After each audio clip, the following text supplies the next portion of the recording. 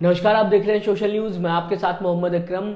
आज ऐसे हालात हो गए हैं देश में कि आम इंसान छोड़ो, सांसद के घर पे हमले हो रहे हैं और लगातार हमले हो रहे हैं। मैं बात कर रहा हूं AIMIM के जो प्रमुख है असदुद्दीन ओवैसी की। दरअसल दोस्तों, मैं आपको बताना चाहूंगा, हाल ही में AIMIM के प्रमुख हैं, उनके घर पर हमला हुआ दिल्ली में जो आवास है। कई इल्जाम लगाते हुए दिखाई दे रहे हैं। वो ये भी कहते हुए दिखाई दे रहे हैं कि जिन लोगों ने भी हमला किया है वो गोडसे की विचारधारा से प्रभावित है, वो गोडसे को मानने वाले लोग हैं और साथ ही साथ उनके अंदर डर नहीं है, क्योंकि उनको पता है कि उनकी सरकार है, उनके हौसले बुलंद है। इस तरीके की बातें करते हुए वैसे ही नजर आ रहे थे जब उनके घर पर हमला हो गया। साथ ही साथ पुलिस लगातार छानबीन कर रही है। आप देख सकते हैं जो तस्वीर आपकी स्क्रीन के सामने, उसमें किस तरीके से पुलिस ने लिखा हुआ है ब्रोकन एरिया, विंडो ग्लास, उसके बाद एरो लगे हुए हैं हर एक जगह पे जहां जहां पर पत्थर मारे गए हैं। इसी के साथ एक वीडियो मैं आपके सामने और लाना चाहूंगा जहां पे पुलिस इन्वेस्टिगेशन करते हुए दिखाई दे रही है। इस बीच कई गंभीर इल्जाम लगाए हैं ओवैसी ने,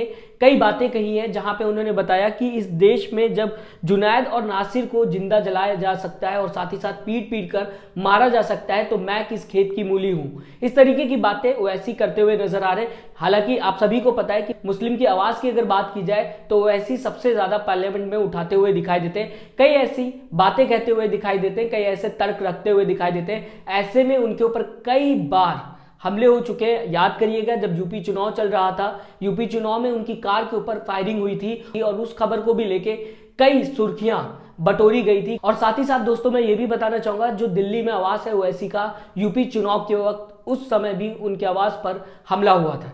अब मैं आपको बताना चाहूंगा, हाई सिक्योरिटी जोन है दिल्ली में जहां पे ओवैसी साहब का घर है। बताया जा रहा है कि वहां पर पास में ही पुलिस हेडक्वार्टर है, दिल्ली पुलिस हेडक्वार्टर है और साथ ही साथ इलेक्शन कमीशन का ऑफिस भी पास में ही है।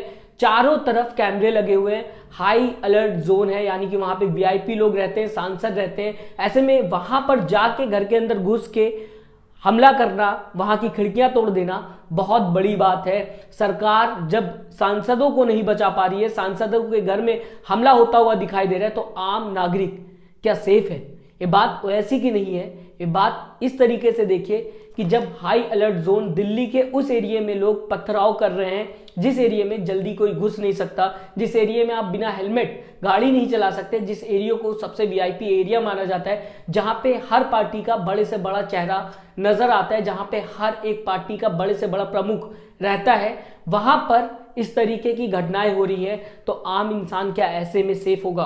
बहुत बड़ा सवाल है सरकार पे और प्रशासन पे। दिल्ली पुलिस पर एक सवाल है कि दिल्ली पुलिस के रहते हुए, इतने कैमरे रहते हुए, वो अपराधी कैसे अंदर घुस गए? उनकी हिम्मत कितनी ज्यादा थी कि वो इन सारी बातों को बिना सोचते हुए ओवैसी के घर में घुस गए और पथराव कर दिया।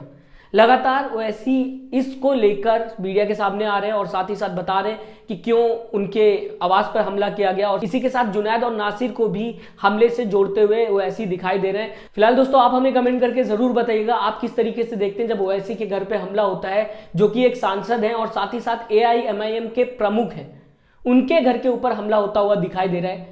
अपनी राय जरूर दें, हमें बताएं आपकी विचारधारा क्या है और साथ ही साथ अभी तक अगर आपने हमारे चैनल को सब्सक्राइब नहीं किया तो जरूर सब्सक्राइब करिएगा। लेटेस्ट न्यूज के लिए अपना ख्याल रखिएगा।